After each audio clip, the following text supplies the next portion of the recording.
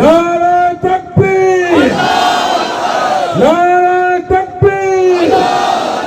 ওয়াকফ আইন মানছি না, মানব না। ওয়াকফ আইন মানছি না, মানব না। ওয়াকফ আইন অবিলম্বে বাতিল করতে হবে, করতে হবে, করতে হবে। ওয়াকফ আইন অবিলম্বে বাতিল করতে হবে। মোদী সরকার হুঁশিয়ার, হুঁশিয়ার, হুঁশিয়ার। মোদী সরকার হুঁশিয়ার। মুসলমানদের উপর কালা কানুন চাপিয়ে দেওয়া যায় না, যাবে না। রক্ত দিব, জীবন দিব, তবু কোন অবস্থায় ওয়াকফ আইন মানছি না, মানব না।